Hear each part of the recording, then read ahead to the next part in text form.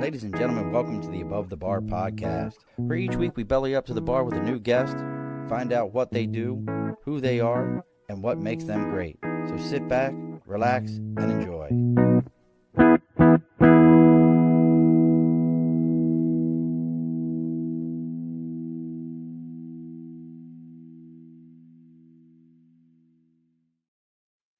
Alrighty, folks, welcome back to the Above the Bar podcast. It's your host, Sean.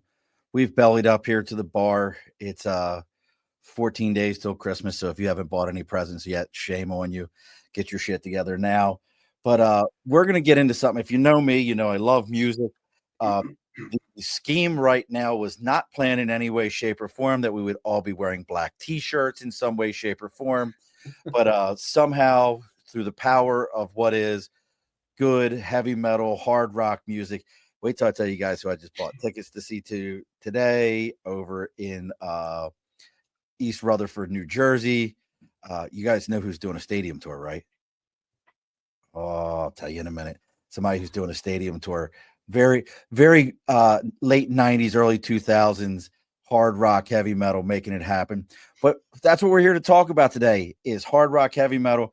And is heavy metal the last of honest rock and roll? And what I mean by that, folks, and I'd love to get everybody's feedback to it, is it still the last of rock and roll was always supposed to be counterculture, different type of a sound? Is heavy metal the last of it? So we're going to be doing that with the members of, and I got to love, at some point I'm asking what the hell the name came from. I think I have a reasoning for the name, but with right now we have Mike and Blake Chadwick of three, oh God, I almost said 3 kills, 3 sixes.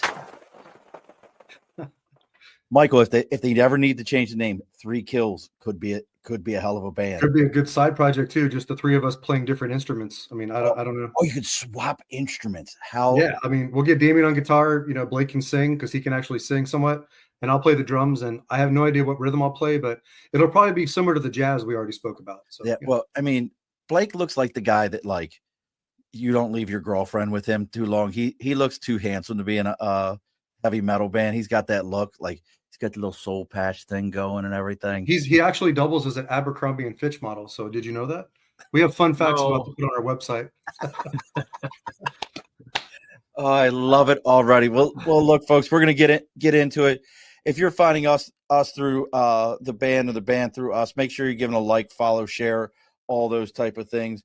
Which reminds me, I forgot to tell you guys. So if you see me looking to my left, don't be concerned that I'm ignoring you in any way. That's where all my notes are on the screen to my left, because that's just how I have everything set up at. So make sure that you're giving everything a good like, share, follow, so that other people can find us. Let's get into some house cleaning real quick. Over my right shoulder here, that's the big board for Sticker and a Cause. If you have something you believe in, something that you're supporting, maybe you have your own band or you're trying to start your own project, you have a podcast, I don't care what it is, you can reach out to me on Facebook, LinkedIn, YouTube, Twitter, Twitch, Instagram. Our website is theabovethebarpodcast.com. Our email is theabovethebarpodcast@gmail.com. Reach out, let me know what it is. I'll tell you where to send the sticker to. We'll get you all taken care of and read about you live here on the air at no cost to you. The other thing we got to talk about is the people that pay the bills around here, and that's Budget Blinds of East Greenbush, Budget Blinds of Hudson and Cooksaki, and Budget Blinds of Schoharie, the nation's largest window treatment company. They focus on everything from drapery, shutters, roller shades, honeycomb shades. Doesn't matter what it is. They'll even have products to tint your windows. Down where Michael is in Florida, they need that tint on those windows. It gets a little bright and sunny. And Blake, if it helps you any, I only go to California in San Diego during May and June. That's the only time I'm ever there, because I end up with the May grays and the June glooms of San Diego. I'm the guy that gets stuck there when everybody else is like, this place is amazing. I'm there during the shittiest weather that you have. It's guaranteed to happen. But that's why you have a company like Budget Blinds around, because they can make sure that you're taken care of. And up in the capital region here in New York, if you're around Budget Blinds of East Greenbush, Hudson, Cooksaki, and Schoharie, they're doing 25% off of all motorized shades. And as always, if you tell them that you're there to belly up to the bar when you set your appointment or when you're placing your order, they're going to give you an additional 5% off the entire order just for letting them know that. So make sure you reach out, get those windows treatments taken care of.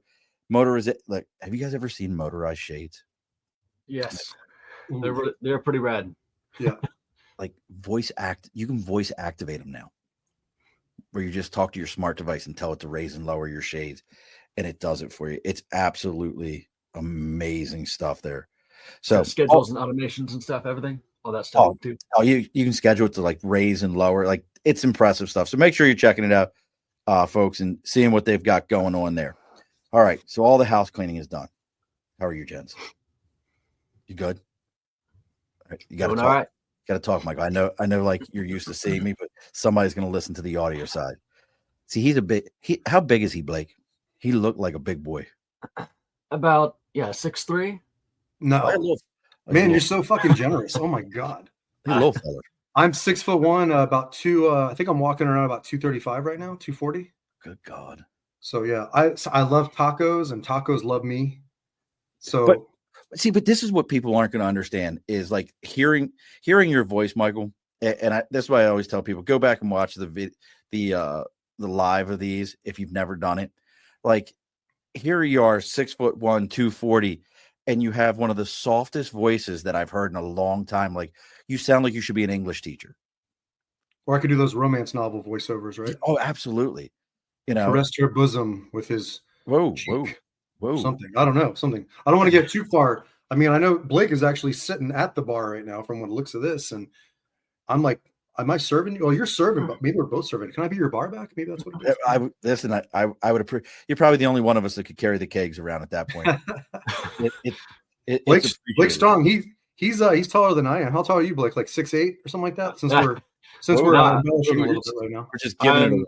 No, I'm 6'2", about 200 pounds. Yeah. See, all that is you guys will appreciate all that stuff because I've told this story here on the air many, many times. So I was so short growing up that my father had me go to a geneticist.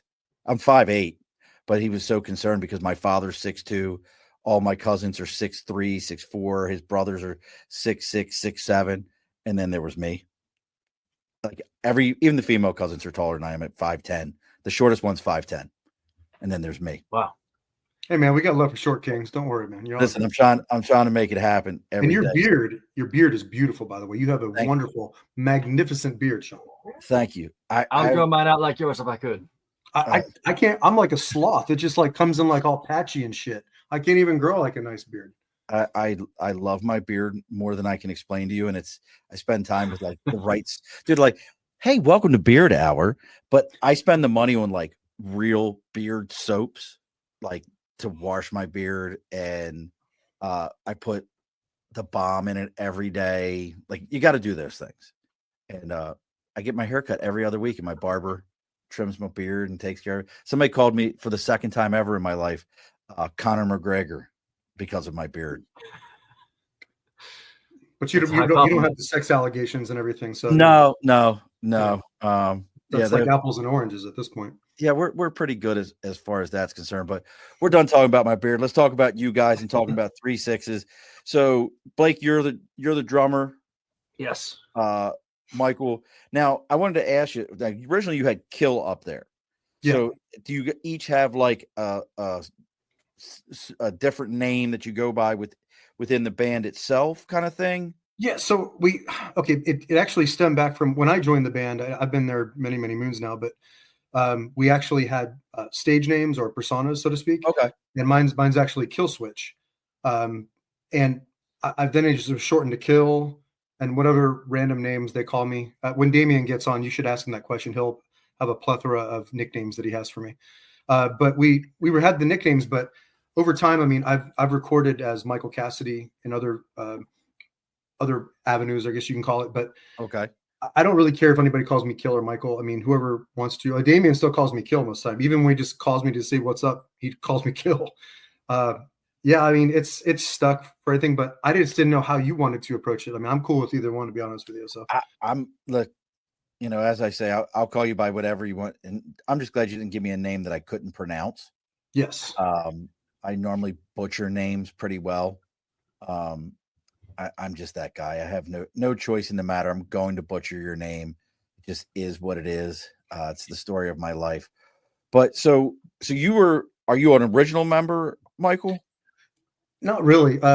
So I moved to Orange County from Las Vegas, and this is a long time ago, but I was looking for a band. I had some bands in Las Vegas, and pretty much bounced out of college, and I got transferred for work.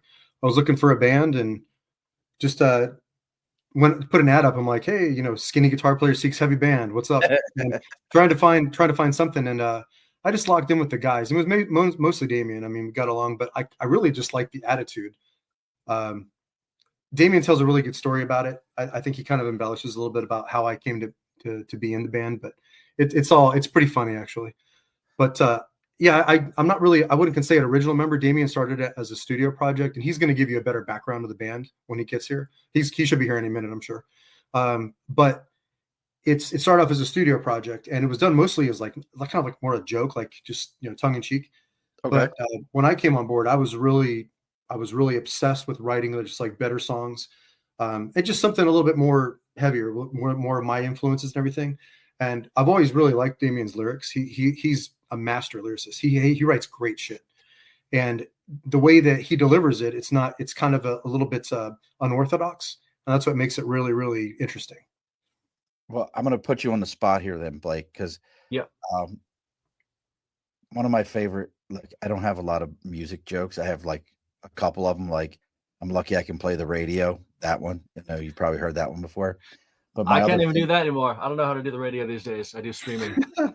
See, and then my other favorite one though is, what they call the guy that hangs out with the band? The drummer. Exactly. Because I have a very good buddy of mine who I think he's still considered the current drummer for the current iteration of Black Flag. Nice. So, his name's Isaiah Gill. He's pretty impressive. But while we're waiting on Damien, we are gonna play a little bit here. This should be Reject Control. You want to tell us a little bit about the song? Well, I got the riff from Kill here, and when it comes to like writing the song, it was a matter of like get the guitars and then get the drums together, and then we'll write the lyrics on top of that. And there's a common theme across the album of like the history of the band has commonly talked about like the church and that power structure, but I kind of had the idea of like, well, that's less significant to the world these days. Let's focus on like where people are actually paying attention, which is the new church is the state now. And the last handful of years, especially like the last like 4 years or so, and then you can go back decades before that, there's been a lot of institutional power that's been kind of dominating people, I guess, for lack of a better term. And so since that's been such a huge focus across the country and the world, we kind of shifted focus to talking about that kind of stuff. And Reject Control is just kind of one of the songs that we have on this album that talks about those tyrannical structures and us trying to like make our voice heard against it. Nice. And so Reject Control is a statement against tyranny. Well, I pray that I picked the right song then, and you like the spot that I picked it for. So here we go, folks. This is 3-6's Reject Control.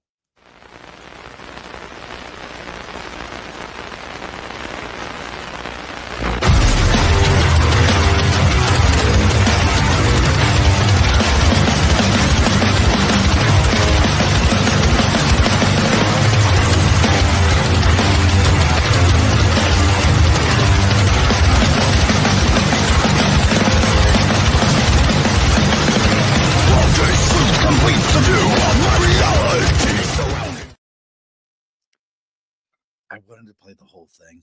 Like, I'll tell you what I love about your guys' sound is it's a true, like, legit metal sound.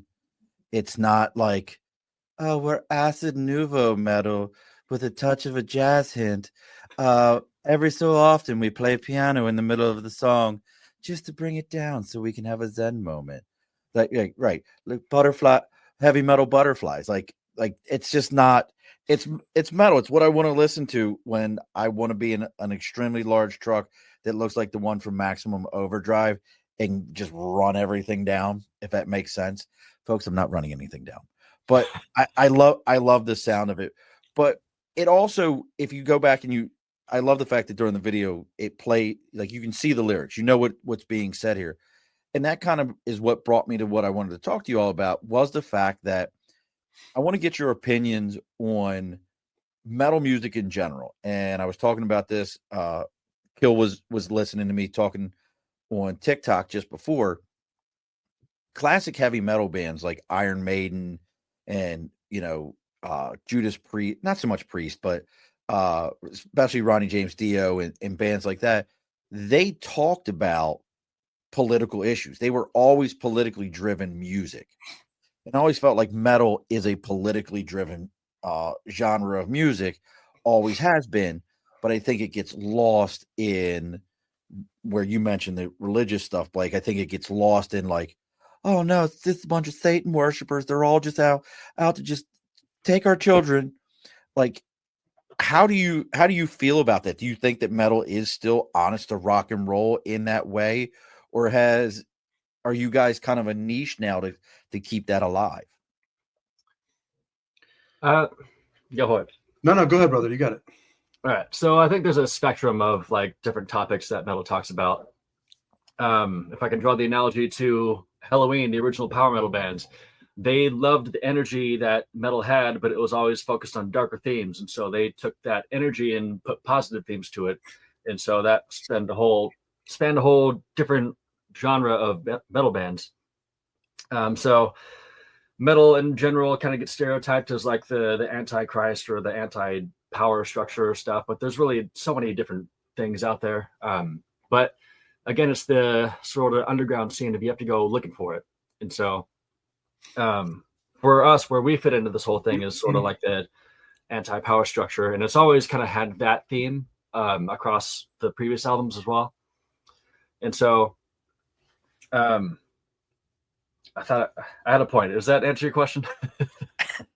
Yeah, yes, we're right there. But no, you're saying it like you guys fit into that niche of anti-power structure. You're staying in that foundational side of, when I think of metal, that's what I think of.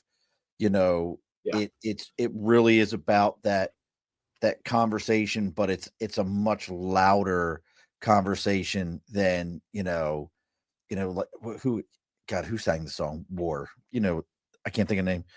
War. What is it good? Don't have me singing. I'm absolutely nothing. Yeah, I can't think of who sang it. But that's again, that was an anti-power structure song, but it was sang in a way that was like, hey, just so you guys know, we're not happy with this. Yeah, well, that's in your face. That's another thing too. Like, there's many of these different types of themes that are sung in other very different genres. And then as far as like being honest, it's just a matter of like, what message do we want to come across? And then what musical style do we attach ourselves to most? And then merging those two worlds together of the music and the lyrics. And so there's different ways that you can kind of combine those two things. And this is how we kind of found our pocket. Well, so staying with that for a second, how you found your pocket. The two of you, did you start off just like, hey, I know, Michael, you said, hey, this was the type of music I was into. I had a couple of bands, but were you always that, or was it like, no, I kind of started off with the lounge singer, kind of like real simple, stuff. And then, always wanted to get into this and kind of fell into it. How did you get into this genre of music though? So when I was younger, I played baseball in my teenage years, and I went to see a Pantera concert. And it was kind of... Was it a vulgar display of power? That album was just coming out. I'm dating myself right now, but it was Skid Row and Pantera at the Fox Theater in Atlanta. Oh, I love it. So I grew up in Atlanta, and it was the first big show I'd ever seen. I saw all these bands like when I was younger, like Driving and Crying, REM, and all them at the fairgrounds and everything. But Skid Row and Pantera were the first big, the big things that I went to see, and I love both those bands.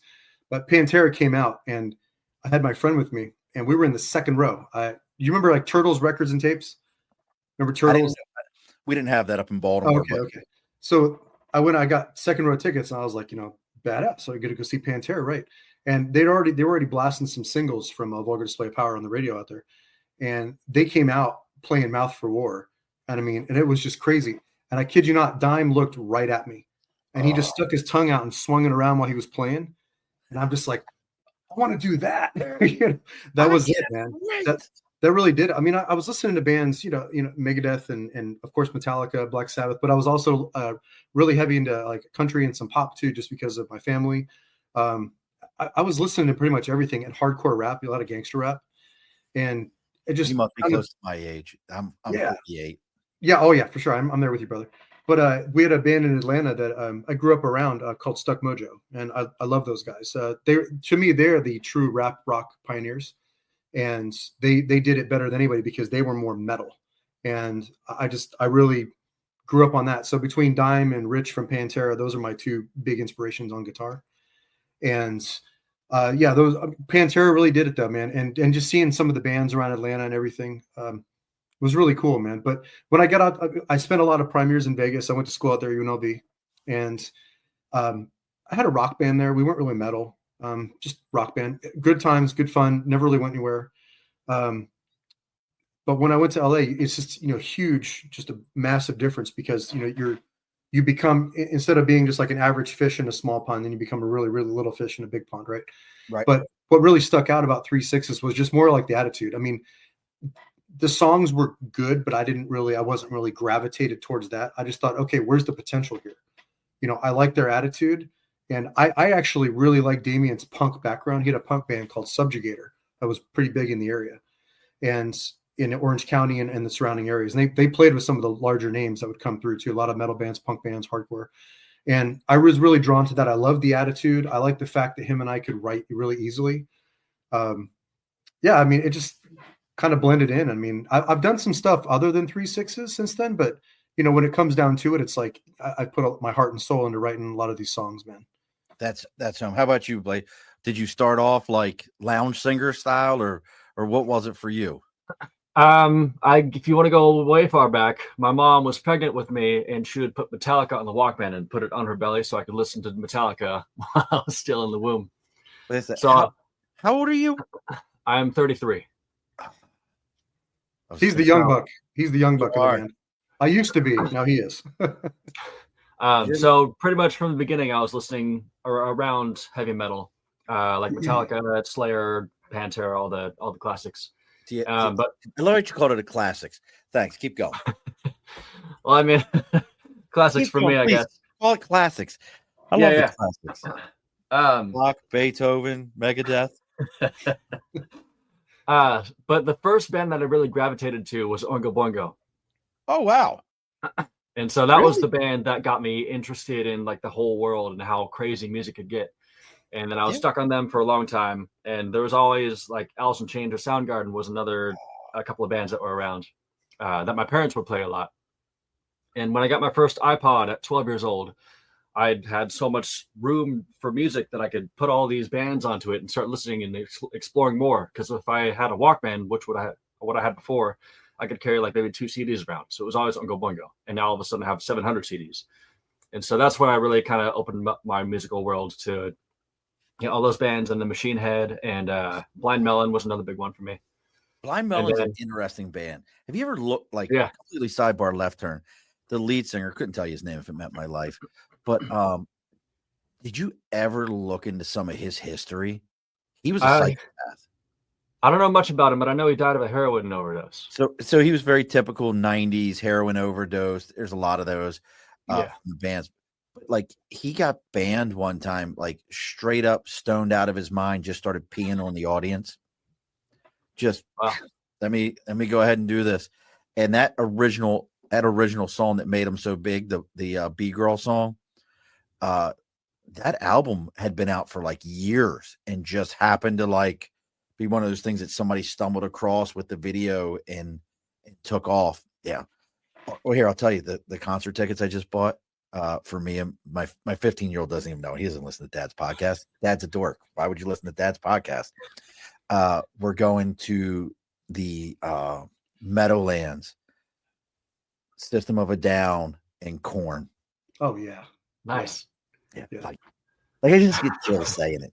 Like do you? I mean, and they got somebody else like with them. I'm like, I don't know who the hell that is. Like, just skip over that. Like, can I please get some Adidas? Can I get like something going on here? Yeah. So Go ahead, Michael, please. Sean, I would ask you, I mean, in your opinion, was the late 90s, early 2000s, was that the best era of music? Early 90s. Early 90s. Okay. Early 90s. And here's why I'll say that.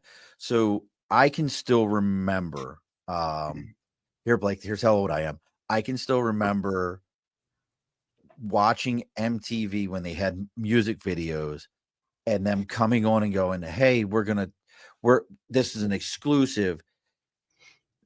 I was watching it. I'll never forget it. Smells Like Teen Spirit played. I thought it was, and this will tell you the time frame. I thought it was an anti-war song because when he says no denial, I originally thought it said bloody Nile. So I thought it was like and I remember going and seeing a buddy of mine from high school, Matt, that sat next to me, who's now he does lighting, concert lighting, and being like, dude, have you heard this band? I think they're like an anti-war band, but dude, they're amazing. So I grew up with that and Bush, Cure, Peter Smith, the Smiths, that genre. You get into the Pixies, and then moving on from there, and you start getting into but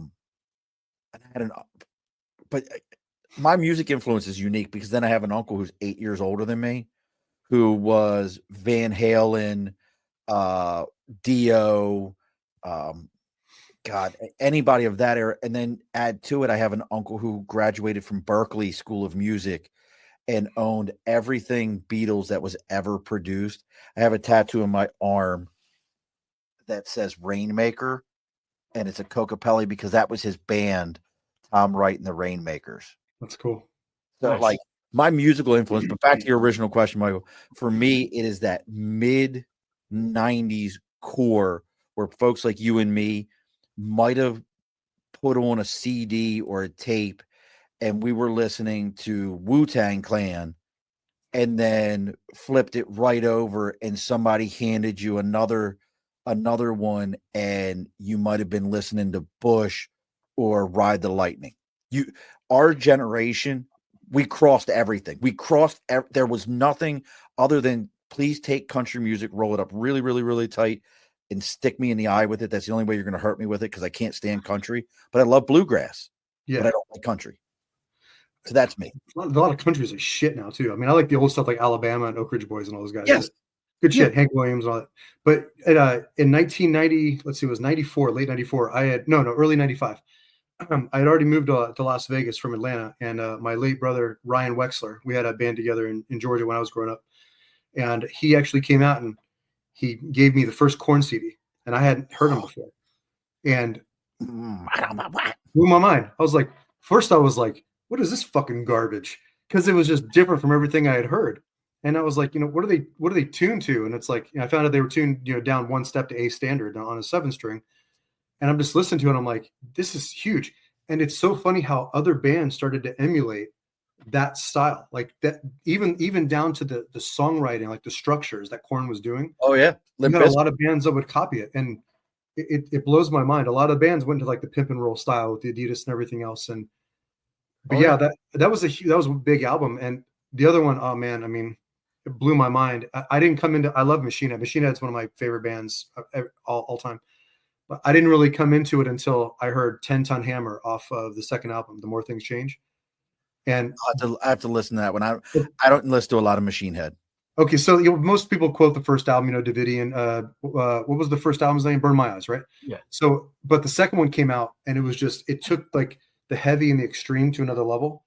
And I think Rob Flynn's one of the best songwriters of all time. I fucking love Rob Flynn.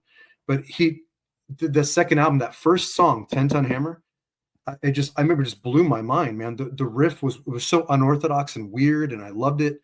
And I was like, this is great. But even they went into that kind of rap rock thing when they did the Burning Red. They went into that style too. And here's something I love about talking to musicians. I hear that music and I go, dude, it was so awesome. Like I wanted to kick someone's chest in. And you're like, so I heard the way the riff changed and they were stepping it down. And I'm like, bro, I didn't hear none of it. I have a good friend of mine, Tom, who was he was actually in a 9 Inch Nails cover band that made money, like legit, not like we just play Nine Inch Nails songs. Like, what's the one that's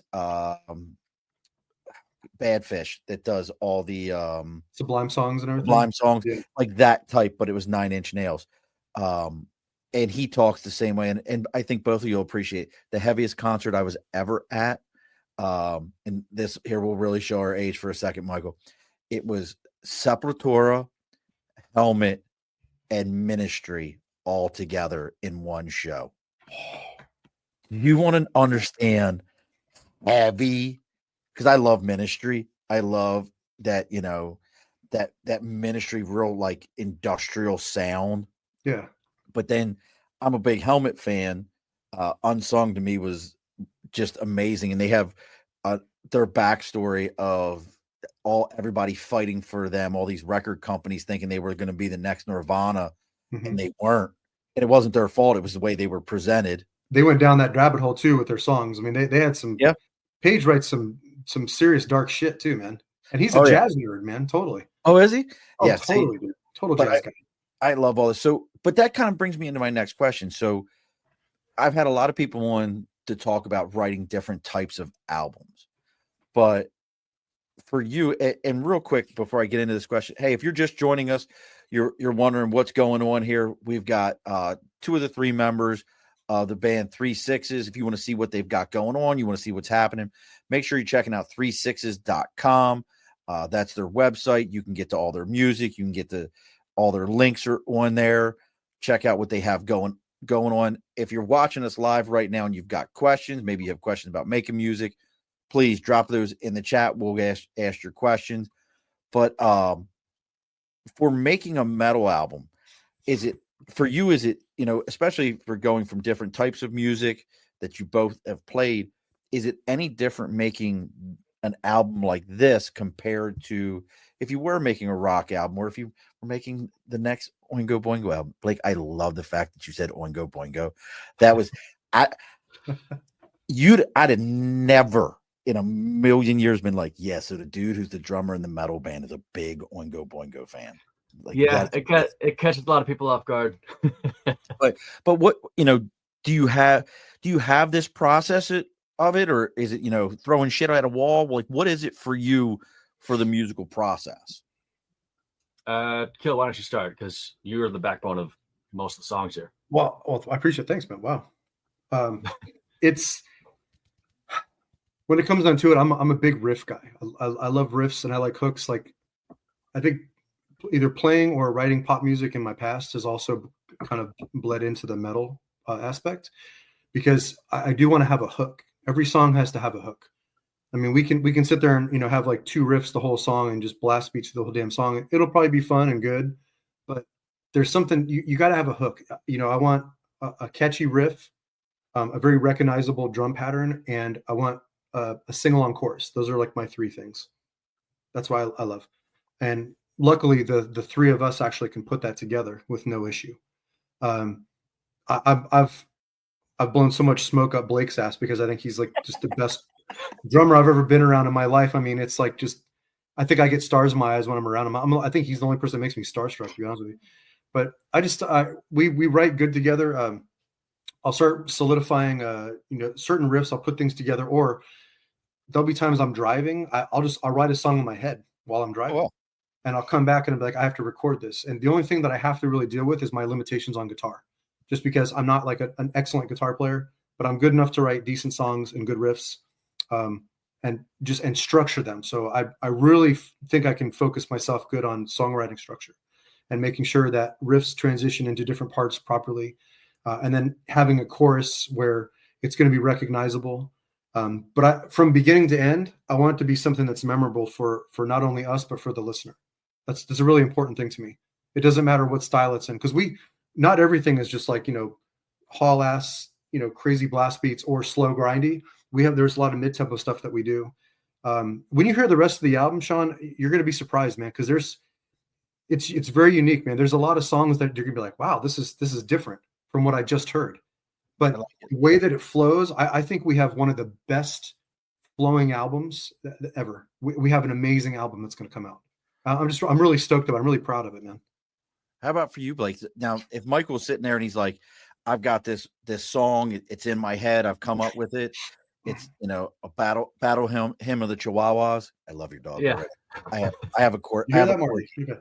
I have a corgi, so I mean, Oh, I'm that guy that goes, I don't need a dog that's big meaty dog to like make me look like a tough guy. I like my little turd dog that runs around the yard. So, but for you, Blake, somebody like Michael comes along and he's like, I've wrote this riff, and now you've got to put a drum beat to it. How hard is that you've got to now interpret somebody else's thoughts in a drum sound? Some of it is intuitive. Some of it takes some working out, like just sitting behind the kit and like playing around with the ideas on repeat. So for my musical tastes, I like everything to be as intense as it can possibly be. I love just the wall of sound, just like everything happening all at once. And so I try to do that with my drums as best as I can. And that's kind of one of the reasons, like my love for the intensity in music, which was why I have pushed myself so hard to be able to play some of the parts that are on this record.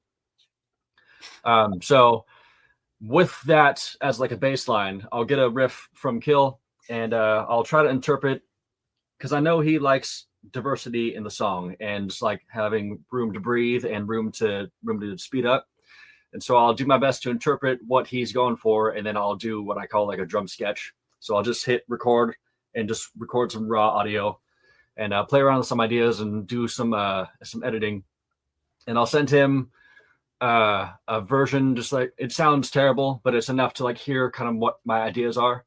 And then we'll go back and forth on what we're each feeling. And so there's been a couple discussions on like, hey, I'm actually feeling this sort of flow for this part. You played this. Can we try something else? And so we'll have a couple of different versions going back and forth. But it's really just, go ahead. No. So it's interesting to me. So you actually may record 2 or 3 versions of a drum sound for a song and go back and forth before you kind of solidify, like, okay, this is what you guys agree on that. Now, I know Damien isn't here, so I don't want to put nobody on the spot, but is he the hominis dominus end all be all, like, this is the sound? Is it by committee? I know you said that, Blake, you said Michael's kind of the backbone of the sound right now. Like, who kind of like gives it that? If this is a wrong question to ask you guys, and you're like, don't start no shit. You gonna do it, dude? You gonna do it? I got to. Father Guido Sarducci. That's one of my favorite characters. Listen here, Father Guido Sarducci. But who kind of sets that down with and says, okay, this is the right sound? I think it's pretty much collective. I know Damien, he's been around since the very beginning. And so we'll present him an idea. And then if he's got some input as well, if we have something that we like and we bring it to him, like we all have to agree on it. And so if he has input on like, hey, I think it should be this way. He had input on arrangement on several of the songs. And so just to make sure that the songs flow properly and that they carry through without getting boring.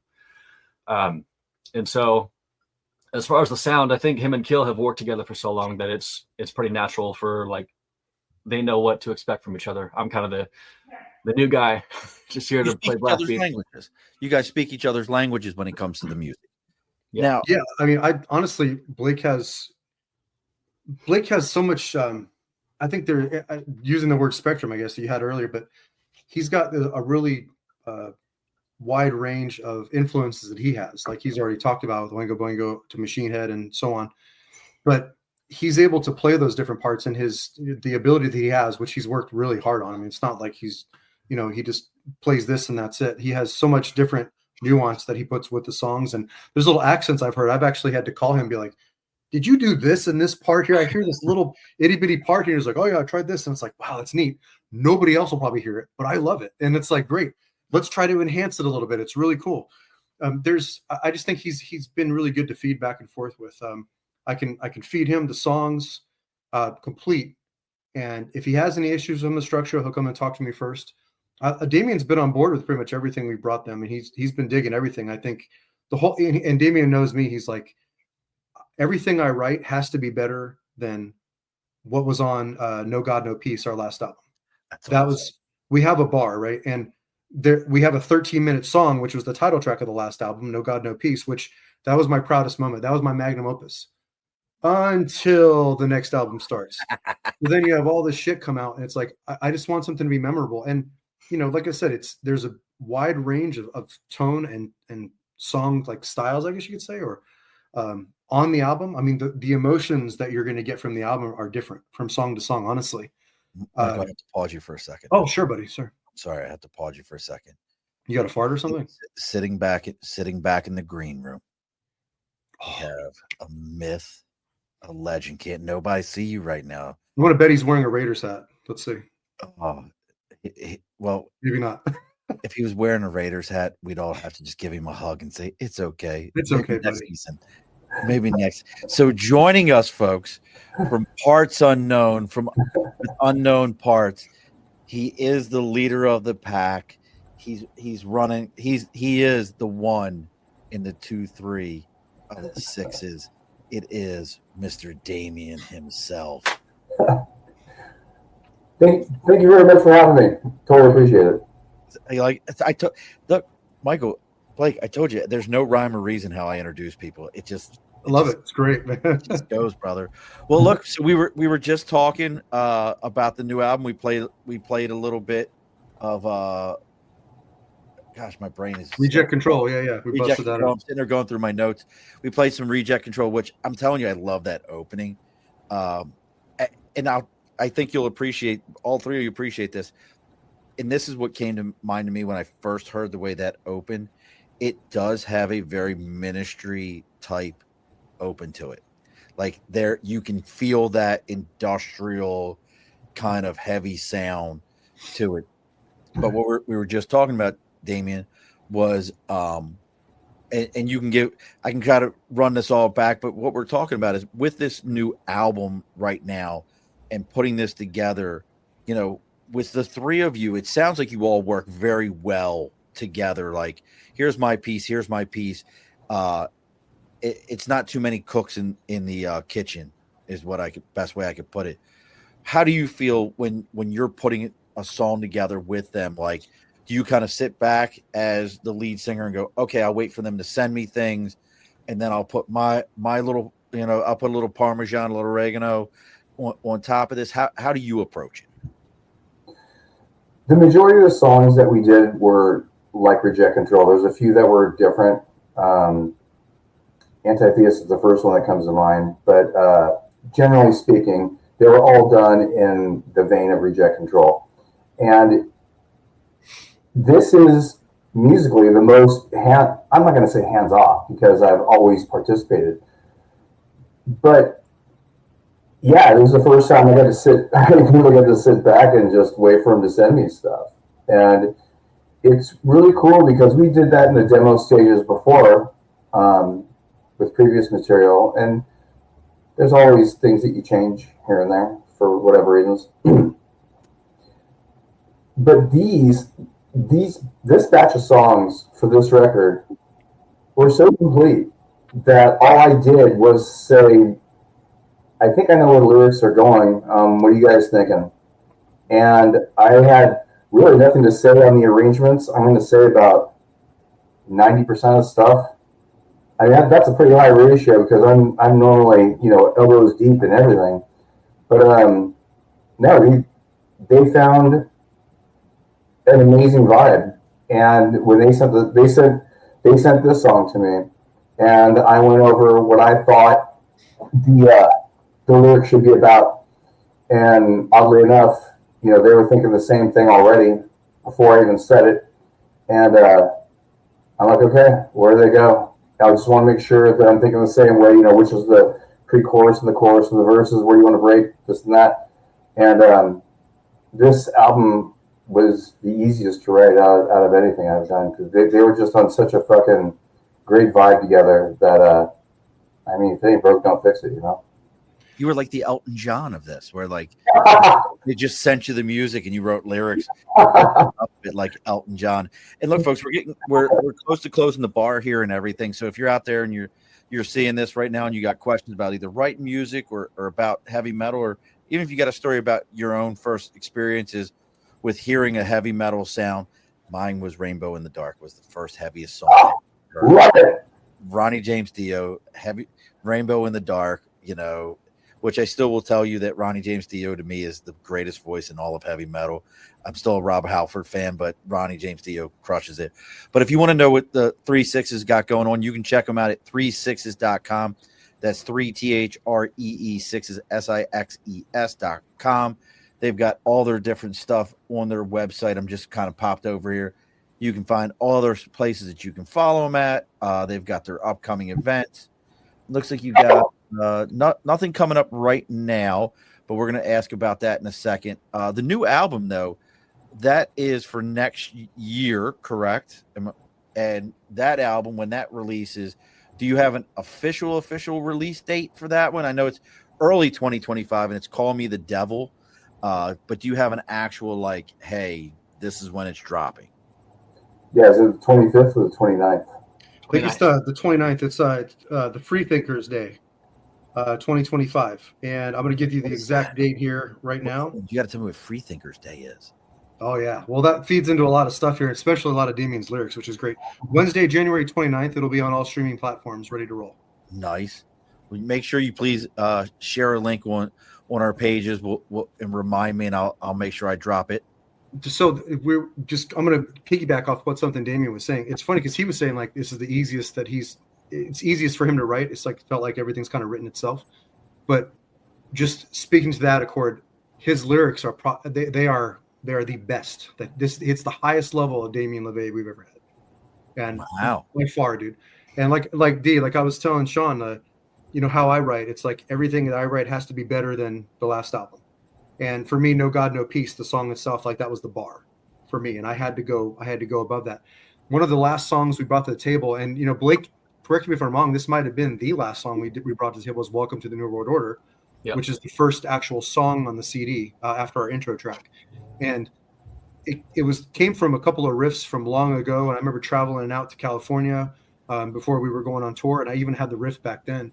But when the song was complete, I remember telling Blake, I'm like, I just want this to blow Damien's fucking socks off, dude. I think he heard it. I was like, oh, yeah, dude.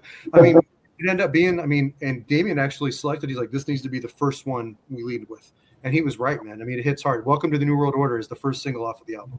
That's a great, but you know what? You bring up a great point, and I'd love to hear all your feedback from all of you on this, where you say, hey, this needs to be the lead track coming off of this. With the way music is produced today and the way we consume it, as it's really like tapas for music. We consume it as small plates, little dishes. We get a song. I explained to one of my sons the other day, I was like, yeah, we used to play CDs, and the coolest thing in the world was when your CD player went from 13 to 14 to 15 and it never played a song, and you were like, there's a fucking hidden track on here. And you like skip through till you found like track 69 or track, what was it? It was either 69 or 99 was the Tool album track that was like, the carrots are screaming, and like this weird thing going on. When you're putting an album together today, because of the way we consume music, how much does that really, I know you just mentioned it, but for the three of you, how much does that take as an influence to, okay, we're telling a story? Like, my sons are big 21 Pilots fans. They talk about everything those guys do is a storytelling. Each album feeds to the next, telling a story. Do you have that kind of thing, or is it more like, this is pretty heavy, we want people to know it's heavy, and then we go from there? Well, I got something to say about No God, No Peace, but I want Blake to speak on part of this, because it was his idea to turn Call Me the Devil into the album experience because of what you said and the way it's consumed and bits by bits. It was his idea to make this thing, you listen to it and you go on a ride like you used to back in the day. I love it. Yeah, some of my favorite albums are just one cohesive experiences. The last one I can point to would be Will to Run, Veil of Imagination. They're orchestral folk death metal, but that album in particular is like an hour and a half of one song experience. And what we differentiate with Will to Run is that we have every song can stand on its own, but I wanted it to tie together as one experience, so you can consume it either way. Harkening back to influence from Strapping Young Lad City, I feel like that would be an album that we draw a lot of inspiration from. I think all of us love that album. Yeah. And Strapping Young Lad is an amazing influence, and it's not too common in our genre that you have a cohesive album experience. But I always appreciate that, and we have the ability to create that. And so every song can stand on its own, as we have our first 2 singles out, and another one probably on the way. Yep. But you can, go either way with it. Consume singles or have the full album experience. Well, we did do what you talked about on No God No Peace, and it's really funny because I had to talk to disc makers who reproduced the disc to see if we can do what we were doing, and I talked to the guy that mastered it to see the idea we had. Our producer at the time wanted to have a bonus track, like you were saying, and he told me what he wanted me to write lyrically, and it's just an industrial storm, so to speak. And it's all talking parts. And he's like, just write something epic. I'm like, about what?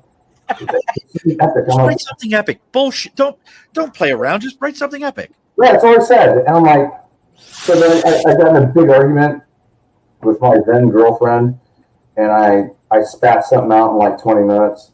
And I read it to him. He's like, we're going to use that. I'm like, great.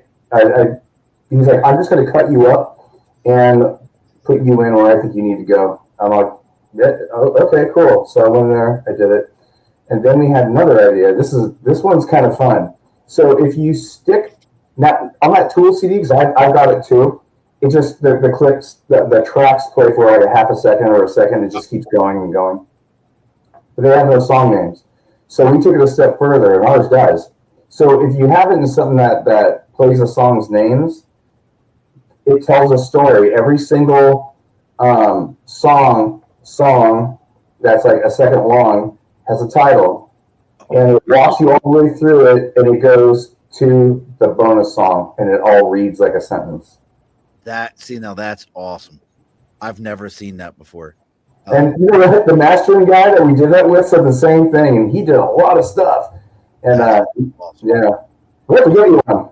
Blake, who's that handsome man that's standing next to you? This is Darwin. Oh, I love Darwin. Yeah, It's his studio dog. He's chill. He's actually the boss of the studio, for sure. And Michael, and who was the handsome one that was with you? Michael. Oh, that was Marley. She was my little girl. She was my cousin's dog. My cousin passed away, and I'm taking care of her now. Damien, do you have a pet? Yeah, I got 2 wiener dogs. One of them's crippled. See, this is what I love. Listen, folks, if you're not understanding, everybody thinks like heavy metal, like they're going to have pit bulls with spiked collars, and they're going to be walking around in remember the Kiss boots with the dragon face? Like the Kiss boots. That's what. No, most of us have like that are into that genre. Like we have little weenie dogs, and they're like, we just see Blake's got his cat. I got 2 black cats. I got 2 black cats. My dogs here are special needs. Damien's got a special needs dog, and Mickey. All mine are. I have 4 dogs here at the house, and I love it. Yeah. I love it. So we're getting kind of close, and I know I just made a left turn there. It's got a couple things that are important here. So upcoming shows, anything outside of the California, Florida area. If somebody's like, hey, I want to go check these guys out. And I'm also curious, what's a live show experience like? I mean, are we talking Guar, or are we talking like Elton John? Where are we at here?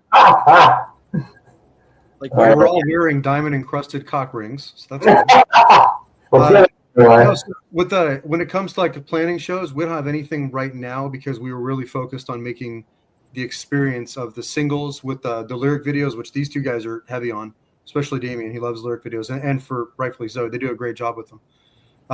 It's important to get those out to kind of set the tone for the rest of the album.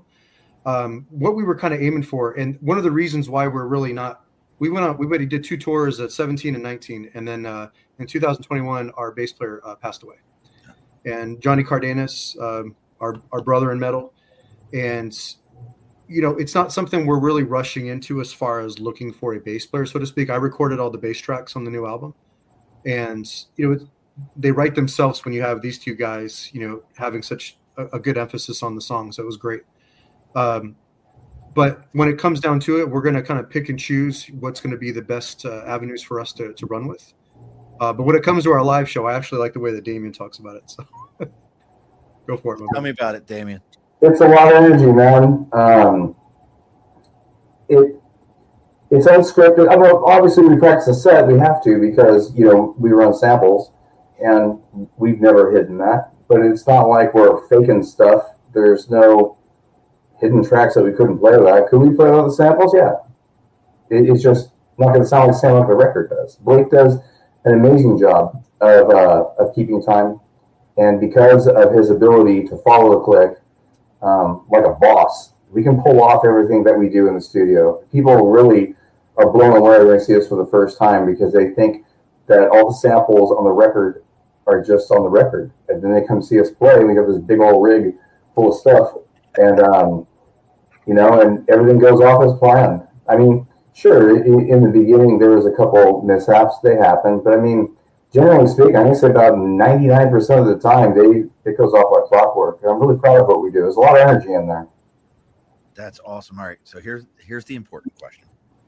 So we all know the stories about Van Halen with the rider. The Van Halen rider story, right? Yeah, I read the book. Oh, is there a book about it? Yeah, David Lee Roth. God, it's I don't think it's Even and Smile. It's a drive from I can look it up. But yeah, you have to send me a message because I didn't know there was a book about it also. And for you, Blake, there's a chapter about it. So for you, Blake, I also have a book for you that I'm listening to. I drive a lot, so because of your influences with the whole anti-state, those kind of things, you need to check out Weapon of Mass Instruction. Weapon of Mass Instruction. Guy was a teacher for 30 years in New York City, wrote a book about how corrupt the education system is and how our education system is built on a Prussian system designed to just keep people in a box. If you were privileged, you can stay privileged. Everybody else, you just need to learn to be a worker. Who's the author? John Taylor Goodman, I want to say his name. Okay.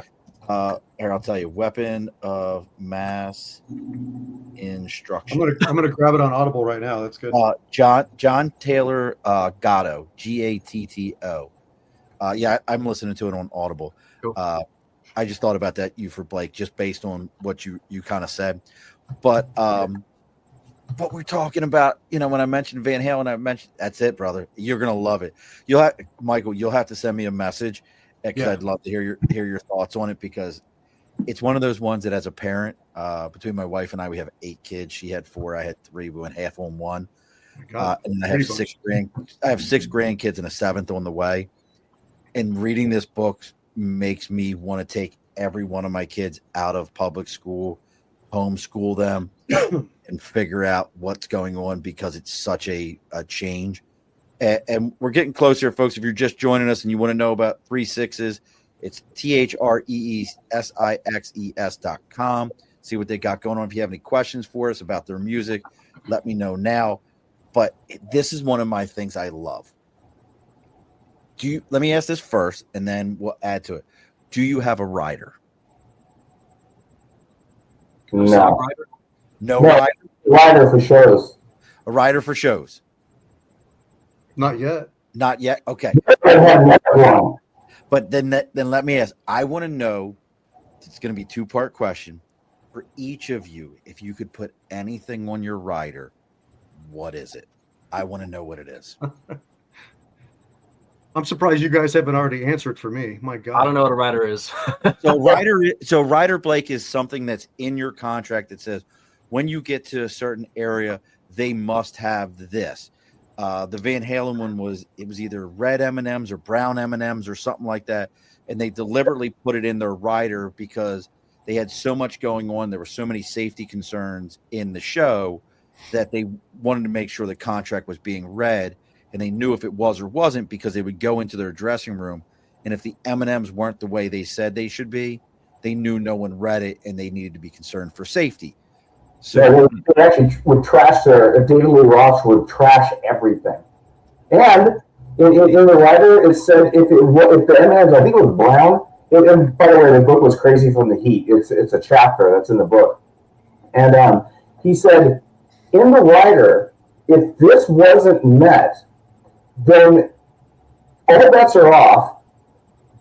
Anything the band did, and the band being David Lee, he would trash everything, okay? And the writer would also say that in doing so, they still had to get paid and they didn't have to play. And it happened because they played in a college basketball arena that was brand new, had a brand new floor in there. And they put in the writer, hey, look, this our gear is really big and it weighs a lot. And the college tried to sue them because the stage damaged their basketball court. Well, they lost because it was in the writer. So David Lee took it upon himself to make sure everybody read it. And then it became legend, as you said. Yep. So that's your writer, Blake, is like, if you were like, I want only gummy worms that are green, laid horizontally, facing Mecca is what I need, then that's your thing. But so I'm curious, what would be the one thing each of you would have on your rider if you could have anything on it? I just figured mine out. What is it, Dave? It's probably the same as Kills. What is it? Del Taco. Oh, dude, yes. We need a Del Taco sponsorship. Are you Del Taco? We need a sponsorship for the next tour. I like Del Taco. It's decent. I like the fact that you can get French fries at a taco place. And they're good for you too. My God. Do you got one, Blake? We took it. Oh. Yeah, I don't know. We got food at Vant at Vegas one time. That was pretty cool. I don't. Dude, I don't get shit. Dude, we had when we played in was it Eugene, Oregon? I think it was the second Oregon date we did. It was that little pub, and dude, they fed us, and that was one of the best burgers I've ever had in my life. That was the best burger I've ever had to this day. Unreal. So a couple places have given us Oregon food. was great, man. Yeah. Well, if you guys make it to the right coast, if you make it out here to the right, if you make it out here to the right coast, you spend a lot of time out on the left coast. Come out here to the right coast. I'll make you a deal. I will take you to, and I've been to one of the top 50 burger places in the country, which is in Vermont, a place called the Farmhouse. Their burgers taste like meaty butter. I'll take you to a place called Gracie's Luncheonette. I get no sponsorship from them, but I don't give a shit. Gracie's burgers are so good. And it's one of those places where it's like, the cow that this burger came from's name was Tammy. Touched every day in this way until she gently passed away, and now you're eating her. One of those kind of places. But they don't even carry like Pepsi or Coke products. All their sodas are when you order a Coke, they're like, oh, you want a cola? They make you a cola with soda water and that sounds amazing. It's their burger. It's in Leeds, New York, this little area called Gracie's Luncheonette. It's absolutely phenomenal.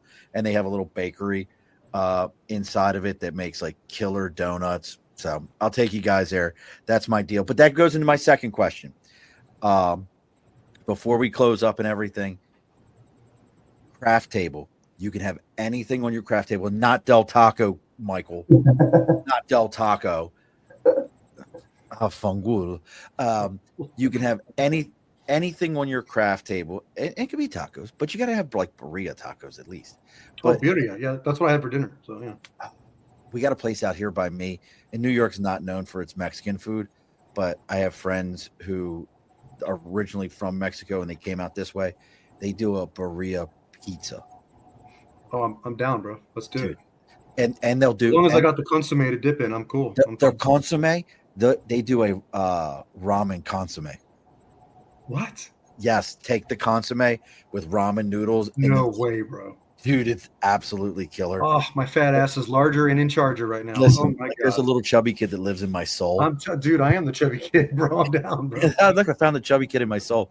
But on your craft table, what is the one thing, if you could have anything on your craft table, what would it be? I already know, Michael. You went Del Taco. I got No. it. Actually, dark roast coffee. If we're talking anything. Oh, really? All right. I love coffee. I don't drink much, so I really don't want any alcohol. But I mean, I love dark roast coffee. I don't care. I just like I like Cafe Bustelo. Some of the Black Rifle stuff is good. Have you had Death Wish? Death Wish? No, I have not yet. I used to drink Max though, which was pretty damn close to Death Wish, anyways. Yeah, they're right here in Saratoga, New York. I got really high blood pressure, so I got to be careful because I drink a lot of coffee as it is, and I load up on pre-workout before I go lift weights. Oh, I love so it's like I'm just a heart attack waiting to happen at this point. You're an aneurysm in a box. Pretty much. Yeah. Damien, what's on yours? Cigars. That's what it would be. I'm like, do I have a choice? Because so we got coffee and cigars on the craft table. Blake, what do you got on yours? It's a good question. I don't have many demands. Water. Give me some good water. That's all I need. Can it at least be like the water from the Water Boy, where he's like, "This was blessed by an Eskimo monk." Yeah, I'll take that. Still stays cold all the time. He's got to stay hydrated. I mean, he's not lying. I mean, he's back there doing all the fucking work. So. At least you guys didn't tell me like he's like the drummer from No Doubt, and he just sits there naked and plays the entire time. I think if we ever play like Europe or something, we'll probably do some naked shows at some point. So yeah, you'd have to. I mean, at least in Germany. Yeah, of course. Well, cool, that's for sure. Everybody wants to see the schnitzel. I don't know. I don't know what you want to do. And I ain't got no more time for no Wiener Schnitzel, babe. Oh, I miss Wiener Schnitzel. We don't have any out here in Florida either. We still have them out here. What's that? We still have them out here. Yeah. Oh, yeah. I miss that much, man. I could talk food with you because 20 years in the Marine Corps, traveling all over the U.S. The one thing I wish we had on the East Coast that you guys have out there is I wish we had Jack in the Crack. There is nothing better in my life than an ultimate double bacon cheeseburger from Jack in the Crack. That is just 2 a.m. Oh, yeah. But you know, and I get the Carl's Jr. Hardee's thing. That's a whole thing in and of itself. But I will tell you what I'm so glad that I'm not on the left coast for. And this is, folks, if you're still sticking with us, we're a little running over. I don't care. I'm enjoying myself. This is my show. I can do what I want to do. Is California is the most vanilla place I've ever been to in my life. It is every building, every house looks the same. Every structure is the same. And there's good food and whatnot. But I remember going, we were just out there recently. My old commanding officer retired. So I took my 7-year-old and we went out to San Diego. And I remember just driving around. I'm like, whereas if you're here on the West Coast, on the East Coast, every state wants to be its own identity. It wants to be its own thing. It wants to be its own. Like I would hate to be in Baltimore and feel like I'm anything like Philadelphia, even though we're an hour and a half from each other. That's a whole nother world. We're not the same. We're not the same at all. You know what, though? Going to what you're saying, I know the spots you're talking about, and so do these guys. That's known as South County, where everything's homogenized, and looks like they made that movie Weeds.